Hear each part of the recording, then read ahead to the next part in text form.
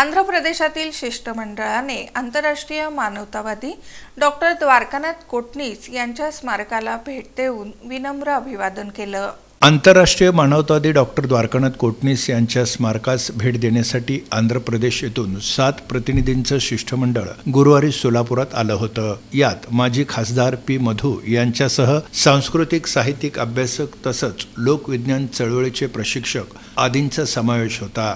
Doctor Dwarkanath Kotnis यांचं आंतरराष्ट्रीय मानवतावादी कार्य याबाबत दस्तऐवज बनवून सांस्कृतिक स्वरूपात जागतिक पातळीवर याचं सादरीकरण करण्याचा त्यांचा उद्देश आहे। दरम्यान या शिष्टमंडळात मार्क्सवादी कम्युनिस्ट पक्षाचे ज्येष्ठ नेते माजी खासदार पी मधू यांच्या नेतृत्वाखाली माकिनेनी बसव पुणय्या विज्ञान केंद्र विजयवाडाचे साहित्यिक आणि अभ्यासक के स्वरूपाराणी, पी मुरलीकृष्णा, पी विजया, जी नारायणराव, UV रामराज, टी क्रांतिकिरण आदींचा समावेश होता। डॉक्टर द्वारकानाथ कोटणीस यांच्या जन्मदिनाचा औचित्य साधून जीवनचरित्रावर आधारित प्रदर्शन आणि दस्तऐवज दाखवले जाणार आहेत। जगाला मानवतेचा संदेश देणाऱ्या कोटणीसांची प्रेरणा घेऊन आपण जात असून त्यांच्या त्यागाला आणि कार्याला आपण विनम्र अभिवादन करतो, अशा भावना या निमित्त व्यक्त करण्यात आल्या। यावेळी ॲडव्होकेट अनिल वासम, श्याम आडम आदींची उपस्थिती होती।